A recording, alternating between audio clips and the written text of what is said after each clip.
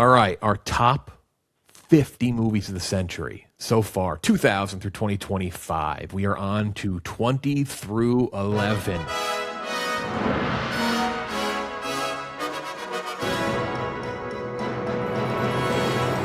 Run down what we have so far. 50 through 21. Interstellar, Wind River, Road to Perdition, The Big Short, Boyhood, Memories of Murder, Before Sunset, Memento, Sideways, Sicario, Michael Clayton, Nope, The Worst Person in the World, Get Out, City of God, In Bruges, The Martian, Dune Part 2, Lord of the Rings, The Fellowship of the Ring, Mission Impossible, Fallout, Kill Bill, The Whole Bloody Affair, Ocean's 11, Old Boy, Sinners, Inception, Whiplash, Spider-Man Into the Spider-Verse, La La Land, Lady Bird, Django Unchained. And that brings us to number 20 on all 5 lists.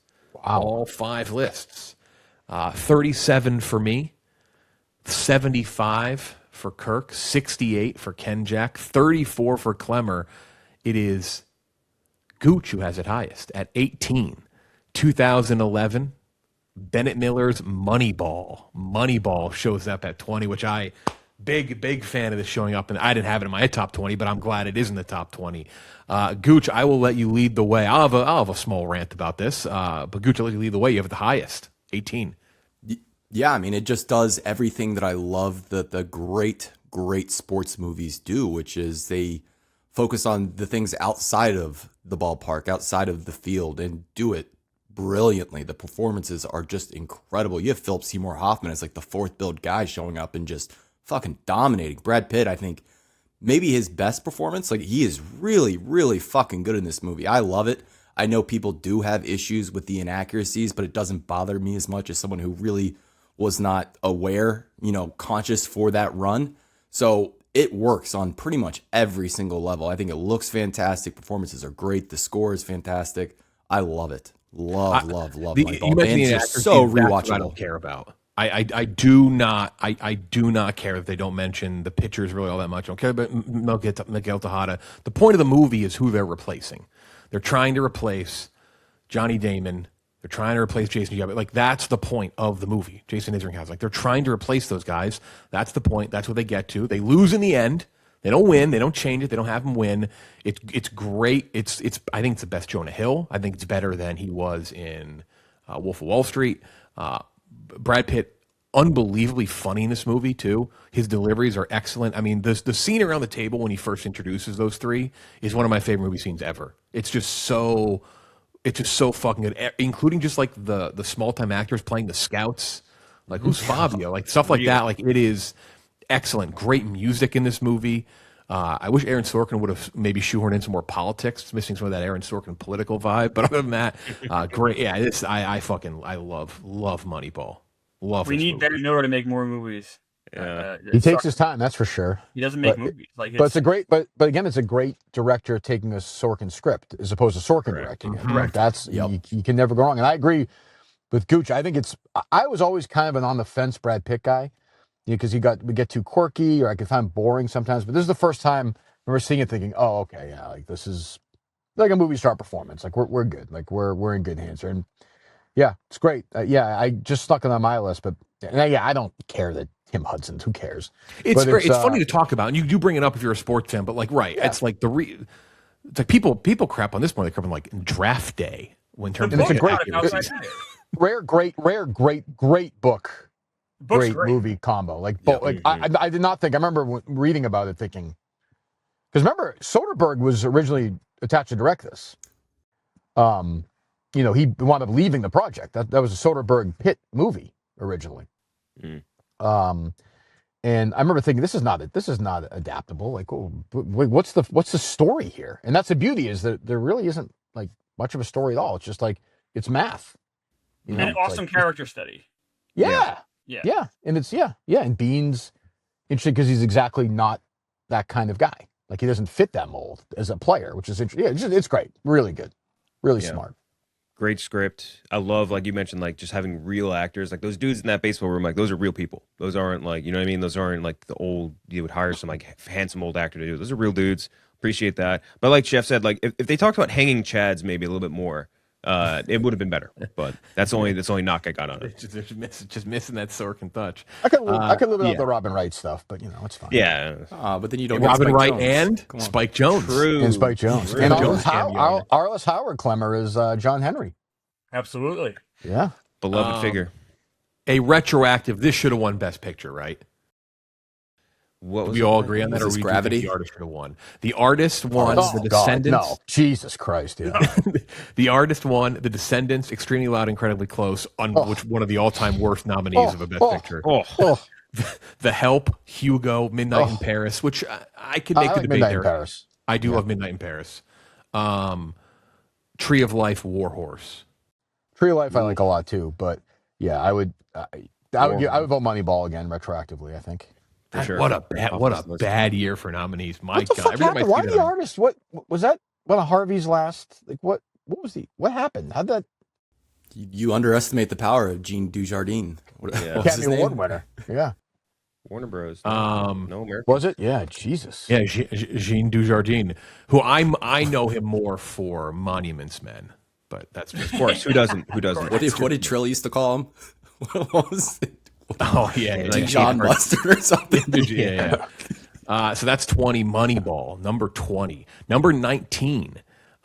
This actually ended up on only 2 lists, but it got a big bump from being in the top 30 for 2 people. I think it's the last movie that there's a couple that show up on 2 lists that are in like top 10, top 5, but that is actually I thought it was on 3 lists. Hold on a second. I feel like I'm wrong on this one. It's on 3 lists. Sorry, it's on 3 lists. It's on Kirk's list, Kenjac's list, and Gooch's list. It's all in the top 30. Not on mine. Just missed on mine. I'd assume missed close on Klemmer's, and that is 2006. Alfonso Cuarón, Children of Men. Kirk, you have it the highest at 23. Yeah, great. I mean, sort of a great, filmmaker, young at that point. Also, a great twist moment in this movie. I was like stunned in the theater. I had no idea that was going to happen. It looks great. Again, sort of like I think we talked about this as a guy we thought was going to be a great star and kind of. Yeah, just kind of, and just a great fast feel to it. I remember being in the theater, like I was like, this movie is fucking alive. And it kind of is, I think, sort of faded away in the last 20 years. I don't hear anybody talking about this movie really much at all. Like it's not I'm glad it's on the list. When I listened to that, I thought, I don't know. I assume Klemmer had never seen it. No, I've seen it. Okay. I looked it up. I like the movie a lot. I wondered. I did wonder. I'm like, I wonder if Klemmer hasn't seen it. So I'll throw something out here. I've actually only ever seen it one time. Yeah, it's great. I mean, it's not a movie. Again. It's not a movie I revisit a whole lot, but it's You said, Kirk, it was like it's kind of been forgotten. I feel like when it came out, it kind of didn't get a lot. Like it was just kind of. I feel like almost it's got more fair. over time. That's fair. Yeah, because it really didn't land. It didn't do much. But there's those movies you're telling people about. Like you got to go see this. And like, what is it? Who? What? And it's Julianne Moore. Like, but it's really terrific. I mean, it's my favorite of his movies. Mm-hmm. Yeah, I'm right there with you. It's one of my favorites. I think of the 21st century for sure. It's one of those things where like you recompense like where the movie is versus how much you like it. I love it. There's so many great scenes in it too. Like Michael Caine shows up and just crushes it. The scene where he's talking to like his cousin and he's like, "How do you look at what's happening in the world and just like not even think about it?" Or not even like worry about it. He's like, "I just don't think about it." Like there's so many great scenes like that, and a lot of young actors that I think went on to do great things. Like Chiwetel Ejiofor, smaller role in this, goes on to be huge. I think like Garrett Hudson or who's the guy from Sons of Anarchy is in it. Like Gary Hedlund. Garcia, or no, not Hedlund. It's the guy that was in Sons of Anarchy's in it. I think is whatever. But yeah, he's in it. Like a bunch of younger actors. Charlie Hunnam. Yeah, sorry, Charlie Hunnam's in it.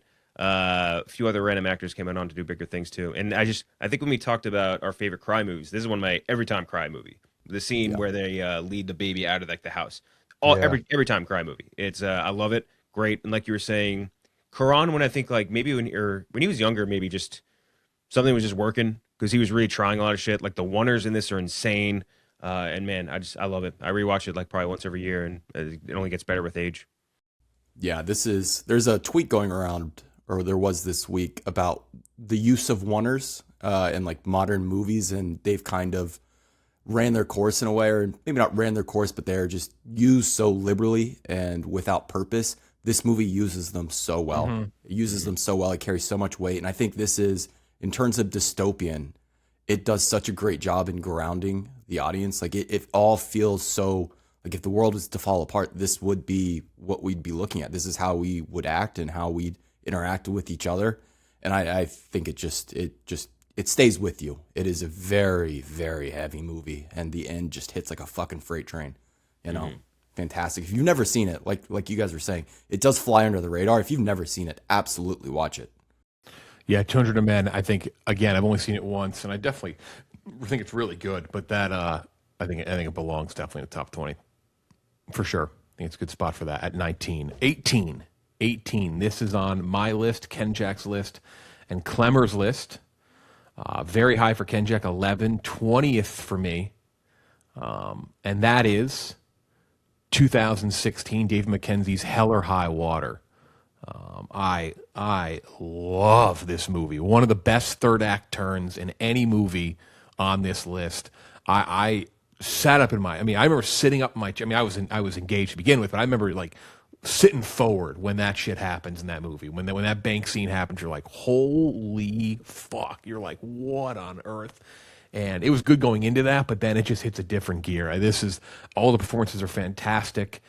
It got love in terms of award nominations, but I think probably deserved more wins than it got. I will always cape for Hell or High Water. Yeah, Jeff Bridges is incredible. And just perfect. And it probably the best Chris Pine and best Ben Foster we've gotten. Ben Foster is really good in a lot of stuff. But it just works fantastic too. You feel the bleakness. You feel at the time, like especially some of like how the downtowns is so run down. You felt like the economic kind of peril there. It's very good. It's fantastic.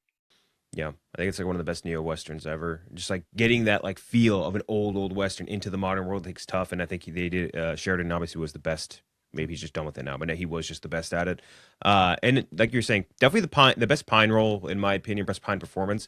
And Foster, I think I would only have like Leave No Trace, maybe like just above it. But Ben Foster's unbelievable, and Bridges like just out of nowhere great. Everyone is, and always out of nowhere. He's always great. Yeah, but it's like I don't know for I guess maybe this specific type of role, maybe like old fucking West guy like this, and I guess True Grit, right? Those are the big two ones, but I think those are both really good. I really enjoyed that. I think it was shot beautifully. David Mackenzie, I don't know where that David Mackenzie's been, but I miss him dearly because this movie was beautifully shot, well executed, and like you were saying, that third act is insane, really good. This is the type of movie that almost feels like it could have been released in 1970. Like it feels like a relic of the past that we just close on your list, in Gooch 2016. and Kirk? I mean, all three of those that Sheridan Western trilogy would probably land in my top 125. Like that's easily. I mean, I have the trilogy right behind me. I love it, but not far off. Yeah. I don't like as much. I like it. I actually don't like Bridges in it. That performance didn't work for me, but yeah, I like it. Ben Foster should have got a nomination for this movie too. Yeah, he's excellent. Yeah, he's excellent. So that is Hell or High Water at 18. Next one is very interesting. It's on 4 lists. It's on 3 top 25s. It's 75 for me. It dropped a little bit upon rewatch. Still love it. Don't get me wrong. Not on Kirk's list. I'm very curious if we read this list in 10 years where this would land. And that is last year's Marty Supreme at number 17. Oh, fuck out of here. 20th for Kenjac, 22 for Klemmer and Gooch. I had it at 75. Klemmer, I'll let you lead this one. I love this movie. I love the frenetic energy. I guess we talked about it. I mean, we've talked about it a ton on the show. But I like that uncut gems kind of anxiety. I enjoy that. Chalamet's performance is incredible. I still think he should have won Best Actor. Michael B. Jordan's great, but Chalamet was better. I love the different characters. I just appreciated the ride. I could have done an hour more of this movie. I just liked hanging out with this character and seeing how much his ambition would drive him. And I love how in the end he realized like what truly was important. I don't know. I really love this movie. Mm-hmm. I'm right there with you. I love that frenetic, any sort of energy in a movie. But that's like, I think it's a Safdie's taste thing where it's like, if you love that, you really would love Marty Supreme. And at least in my opinion, being like the total evolution of the filmmaking, or filmography so far. I love it, and I agree with Klemmer. I would have still had Marty or Chalamet as the #1 actor from that year, but because his performance was insane, and I love all the supporting actors. Like Odessa Zion was insane. Like all of them are great.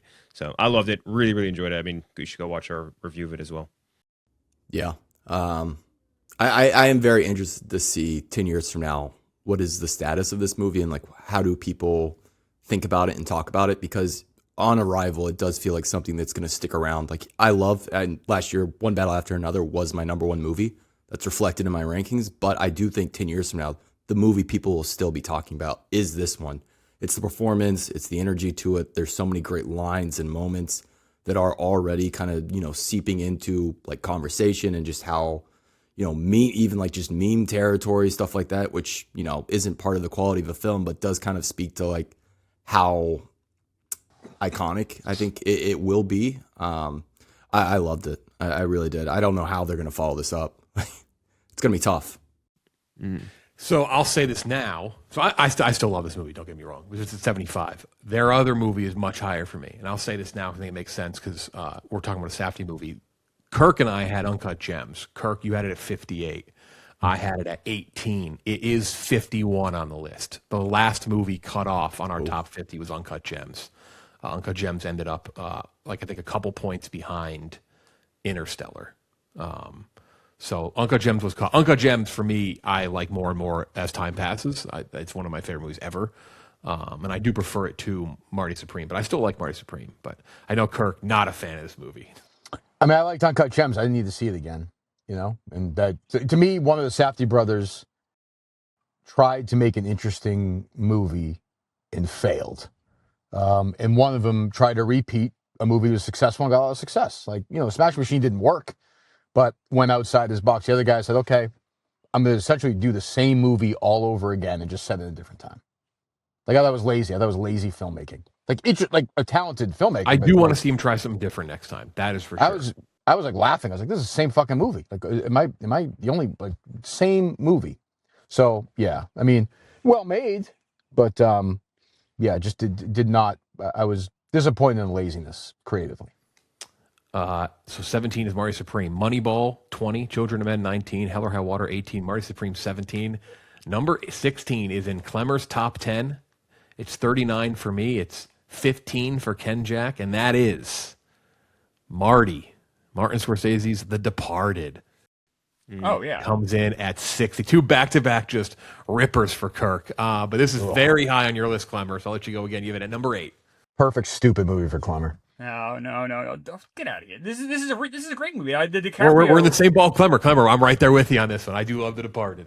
DiCaprio, you love it, Jeff? Oh, I love it then. Sorry, I love it. I have 4 on my list. Number 4. I think it's Marty's best movie. Not surprised to hear that.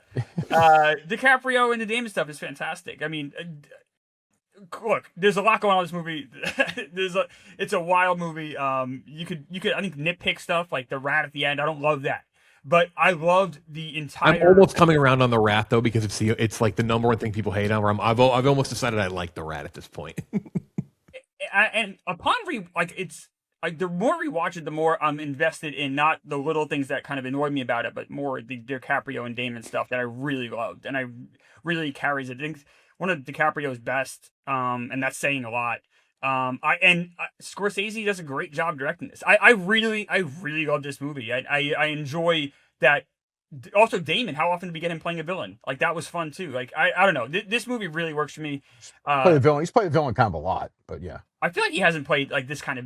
Has he? He played like Ripley, the informant. Sure. He was a bad guy. I mean, like he's played, Yeah, but that's 3 movies in a 35-year career. I'd say more Dr. often Hugh than not, Mann? he hasn't played him. Yeah, Dr. Hugh Mann, yeah. Kidnapped Dr. Hugh Mann in that Tom Interstellar. McCarthy movie, yeah. Maybe more of like, and this made more of like a outright scummy bad guy versus like a psychological bad guy, I guess, in that case, versus like Ripley, maybe. Tough accent for him too. You never used it before, so that was good. No. Kirk, how do you feel about the Nicholson performance? That I feel like that's it's like Brando and like Down the Doctor. Like he's just fucking out of control, and Scorsese didn't know what to do with him. It's like it's actually a bad performance by a great actor, and it's just stupid. In the movie, the minute Nicholson allows DiCaprio in knowing he had been a cop before. I'm like, this is fucking dumb. That would have never happened. Like, that would have never. Oh, he hit his arm against a bar a couple of times. Oh, okay, sure. No problem. It's just stupid. It's lazy. It's dumb. Wahlberg is so miscast. That's like a role of like a 60-year-old. Like, why is Wahlberg like partners and like Martin Sheen? Like, what? Like, it makes no sense. Like, it's Martin Sheen, I love. His accent's horrible. It's just terrible. Like, the scene where fucking Damon sprints in, like, deletes the video. It's so stupid. Like that would be videotaped. Like, well, like, they're just dumb. That's not nitpicking. That's just fucking movies. It makes no sense. Makes no sense. Does Anthony not know who DiCaprio is when he's like, you know who I am? They fucking know this is one of those ones though. Throw me all that dumb shit. I'm chomping on it, hook, line, and sinker. I don't know. I am too. I mean, the rooftop scene is one of the best scenes of the century. I'm enjoying this whole ride. I do fully get the Nicholson being a tipping point though. If you don't buy into that, it is a movie ruiner. Like I like it. Like I like it, but if you don't like it, like I can't even really fault you on that. It's like, okay, I get it then. Terrible. I think he's terrible. I have this movie. I don't even know. I mean, yeah, I was so disappointed when I saw it. It's my favorite director. You know, yeah, it's a bummer. But what would you give this movie, Kirk? Like, if it was a great. I mean, realistically, like, I mean, obviously, it's not a bad movie. But given my expectations for Nicholson, Scorsese, yes, Damon, DiCaprio, I will say this about it: it was the first time, I don't even count The Aviator really, where I was like, oh, Leo's like a grown up now. Like, he's a believable grown up. So that was important for that, I will say. 39-15 for Kenjac, 8 for me. Lands at 16 on our list. 15, number 15 on all 5 lists. All 5. 47 for me. Kirk 66. Kenjac 31. Klemmer 58. Gooch top 10. This is what really pushed it over the top. 2025, Paul Thomas Anderson's One Battle After Another, which I will say, right now, this is 47 for me on my list. Check back in 10 years, it might be like top 25. Yeah, like this is the one. I don't think Marty Supreme. I think you're right. I think this is the one that's going to rise over time, I think. I think Sinners is the one. Sinners already there, though. Like, Sinners is already... Klemmer, I don't disagree with, like, Sinners in 10 years, I think is... But I think Sinners is to a point where it's like... Where I think One Battle like has room to. I think there's a higher ceiling for One Battle because I think Sinners is closer to that ceiling already. Maybe not a bad thing. It's not a bad. It's not a knock on Sinners. I mean, I fucking love Sinners, but my favorite movie that year. I think One Battle will gain respect over time in film circles, like the people who really watch movies and talk about movies and like are really into this stuff. But in terms of like the broader general public is what I'm speaking to. Like Marty Supreme, I think will stick around. It just more accessible, hits the ground running immediately, and doesn't really challenge you in the same way. Yeah, it doesn't challenge you in the same way. One Battle After Another is really asking you to tackle with some like just heavy stuff. I still don't love the first 30 minutes. I think it's long in the tooth. I think everything after the time jump is literally perfect. Like if I only graded the movie from the time jump on, it's 100 for me. Like that is how much I love this movie. The music, I mean, just that whole scene from him leaving the house and going under the tunnel with that music, the Ocean Waves song on the score is just, it's still in my head. I think about it all the time. It's just unbelievable. And that's like one of those ones where you're like, not many people can do that. Like not many people can put some shit together like that. Like only someone like PTA could do that. Again, I don't hate the first 30. I just don't love it. And that's what knocks down a little bit for me. But again, this is one where you check back in 10 years, it's probably higher on my list. The more and more I watch it, based on the fact that it's just kind of steadily moved up a little bit here and there. I've seen it now, I think 3 or 4 times. So yeah. Glad I'm trying to think of another movie to compare it to. Like I'm like trying to think of like what movie would be similar to One Battle that after like 20 years or so we went back and looked like, oh, I feel differently about this now, or I feel better or worse. It's really hard. There's not a lot of movies that I feel like blended that same level of like whatever plot line with the political elements of it, and like it's very hard to find another movie to compare it to. Like I can't really think of one. What's funny is a movie that he compares to the most is not political, but has grown is one of my favorite movies of all time. Is Midnight Run. Sure. Yep. And like that, it's kind of got that element to it. Midnight Run has only grown over the years, and I get his comparison to it. So but I feel like 30 years from now, it's gonna have a place. I mean, obviously, is Leo the actor who's first billed the most on this list or no? Has to be. I would imagine, Right? yeah. We may not be done yet. I don't know, but we have 3 already. That's a good question. Yeah, when I put this list together, yeah, that's a very good question. You count Django? He's definitely not first build, right? Right. No, that's true. Yeah, but we have Wolf of Wall Street, right? Has that been on yet? I don't think so.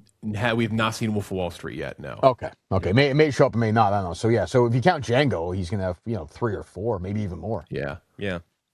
Are we gonna get to Don't Look Up here soon? I have a second on my list. I hope so. No spoiler, but I see McKay out there. So that is One Battle After Another at 15. Number 14. Oh boy, I'm shocked this isn't on 3 list. It's only on 2, but it's number 3 for 2 people. So it gets a huge bonus of being top 5 and and being a third, which gives you bonus points. Because we could have done this in a way where it was like, what's the average ranking? But I think there would have been, for the most part, almost no disagreement or anything interesting. You don't get The Road to Perdition. You don't get Interstellar. It's like, that's why we gave the bonus points. So these both get huge bonus points for being 3, and it's 100 out of 100 for me. It's one of the greatest movies ever made, in my opinion. Kenjac, you have it a 3 as well, and that is Lord of the Rings, The Return of the King. Hell yeah. Second Lord of the Rings movie to show up on the list. Obviously, if you're new here and maybe you haven't joined in, Klemmer and Kirk hate Lord of the Rings, so it's never going to be on their list. You know what? I totally respect your opinion, though. Yeah, that's right. I respect your opinion. Yep. Yeah, I mean, I don't know how much we want to wax poet about fucking Lord of the Rings in the year 2026, but it is what it is to me. It's just this unbelievable epic. So many moments. I don't know. You either love it or you don't. What do we compare this to? We were comparing to the other day. Oh, we're talking about this versus Dune. Dune, I would tell people, like, even if it's not your cup of tea, give it another try. Where I said, again, if you don't like Lord of the Rings and you tell me you watched it and didn't like it, I wouldn't say that. I'd be like, all good. Like, yep, that's just not your thing. Like, I understand it. Because it is a lot. It is a lot. But I fucking love it. I love all of it. I imagine like showing this to Klemmer and just being like it's literally torture devices, like every single disc on the fucking Blu-rays. Look at that, a whole nother page of them.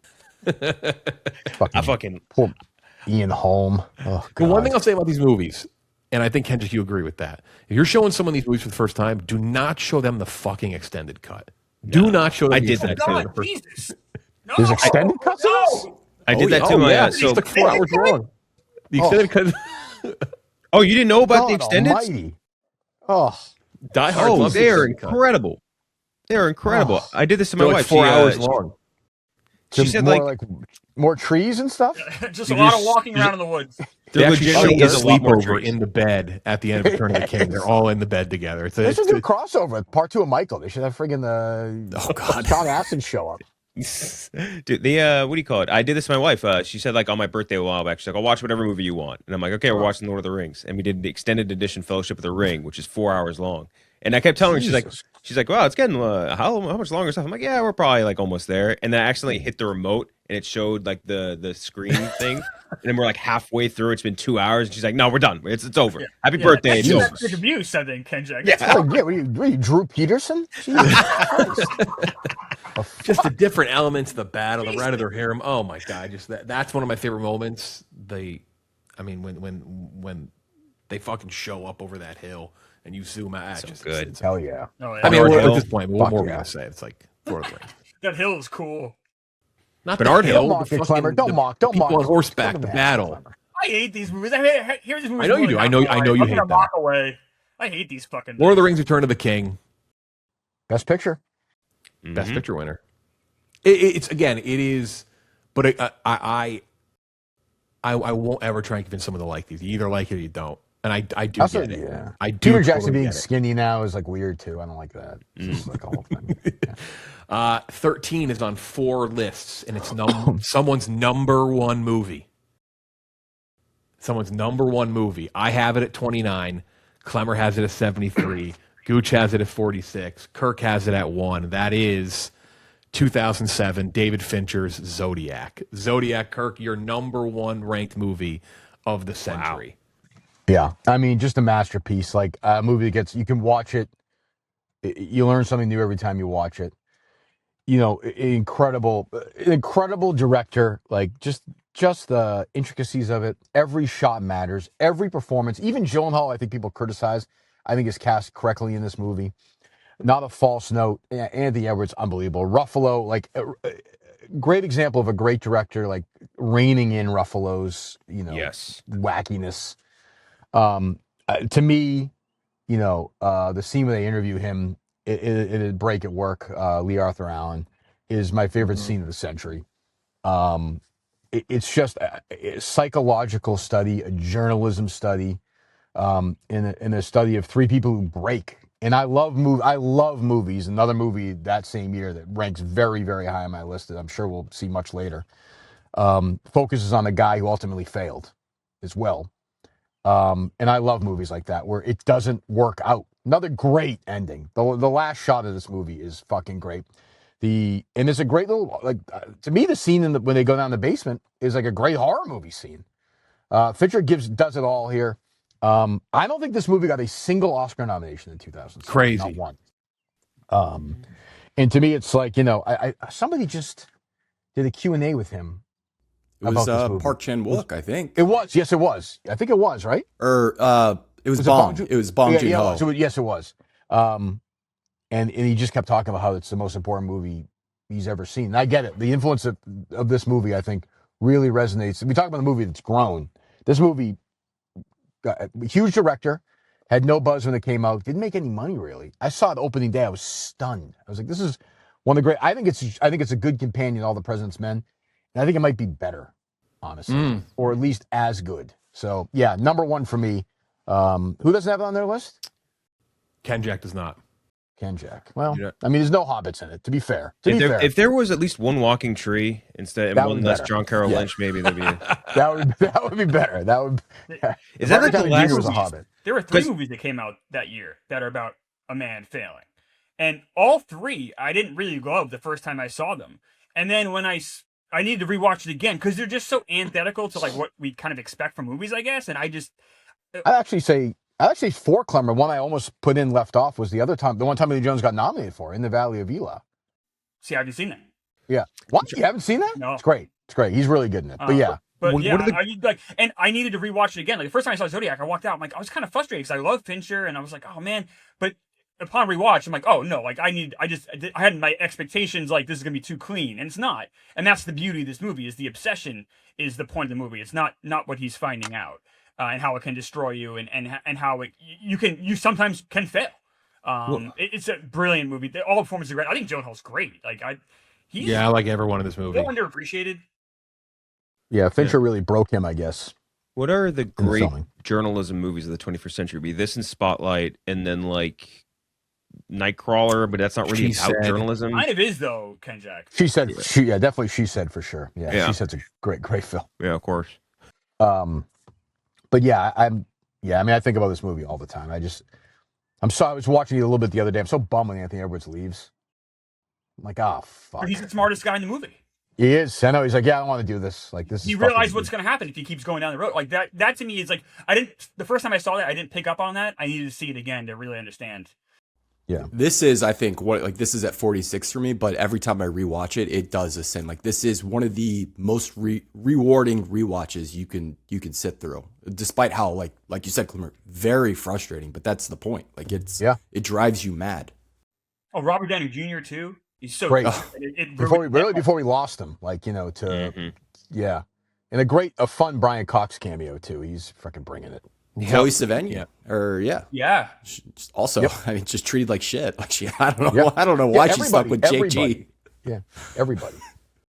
So yeah, that is our number 13. 76 all time for me. 29 on my list for this century. 12. It's on 3 lists. 10 for me, 5 for Kenjac, 16 for Gooch. Oh, come on. 2002 Peter Jackson's The Lord of the Rings, The Two Towers. Next. Let's go. I mean, to be fair, when we first decided this should be like Kill Bill. This should be a fucking spot. It should be one movie. Yes. Honestly, we probably should have done that just for the sake of interesting. When we first thought about this back in the fall, though, Kirk, this was the first thing that we came up. We mentioned that we're like, how do we make this? Because I said there's going to be this crossroads of the 3 Lord of the Rings movies because the 3 of us love them and the 2 of you hate them. And we were like, how do we? And then that's kind of how we came with like the point system and like how things should land. So, but I think that's great though. Like that's the beauty. Like like that's what makes movies great. Like Kenjac hates Zodiac. No hate. He's not a Fincher guy, and he likes he likes when Ian Holm is tickling people. That's fine. Everybody has a fetish. They got hairy feet. Yeah, right. Yeah, hairy feet. Yeah, they're little guys. Klemmer, which of the 3 do you like the most? What's that? Which of the 3 do you like the most? The first one. Okay. Really? Sure. Sure. Yeah. Sure. That's like I don't even know how to. I mean, yeah, I guess. I went in the first one. I was so hopeful, and like half an hour, and I'm like, oh no! I was so excited because I really like the Frighteners. So I'm like, this is I'm so Frighteners is excited great. for the movie. I sat in the theater. I was all pumped up, and I'm like, this is dreadful. Obviously, they all 3 like they all are very similar, like in terms of like aesthetic and like they are very fantasy driven. But I do think they like within the trilogy are distinct from one another. Like this is the Two Towers. I think has the best blend of drama and action. I think the action is fucking unbelievable in Two Towers. Unbelievable. Yeah, really. I mean, if you really want to think about it one way, like destroying Sauron was like capturing a serial killer in a way because he was trying to genocide all of Middle Earth. No idea what you're talking about, but yeah, probably. Is that Kate Blanchett? So that's 12. Yeah, same 20, okay. Moneyball, 19 Children of Men, 18 Hell or High Water, Marty Supreme, 17, The Departed, 16, One Battle After Another, 15, Lord of the Rings, The Return of the King, 14, Zodiac, 13, Lord of the Rings, The Two Towers, 12. Can't believe the Two Towers are the Zodiac. I actually can't believe I just heard that. I love that sandwich right in between. It is perfect. It's almost like a fucking Lord of the Rings movie now. It's like you grouped in with them. Oh God! 5 people had this movie on their list. I actually thought this would have been top 10. There is a small. Everyone has it on their list, but I think there is a small like age thing as to maybe why it's on 3 much higher than the other 2. But all 5 have it. Just misses out on being a top 10 movie. 2007, Superbad. 15 for me, 65 for Kirk, Kenjac 18, 49 for Klemmer, 17 for Gooch. I'll say this now. This is the highest ranked comedy on our list, which I think makes complete sense. Easily the one that has the most impact, I think, that has had the most pop culture relevance, and is just I mean, it's on everyone's list. I think everyone agrees. A fantastic comedy. Yeah. No, absolutely. Yeah. I mean, just an instant classic. Like, just, 2007 also, right? You said? Yep, 2007. 2007 is a very big year on this list, especially if it's top 15.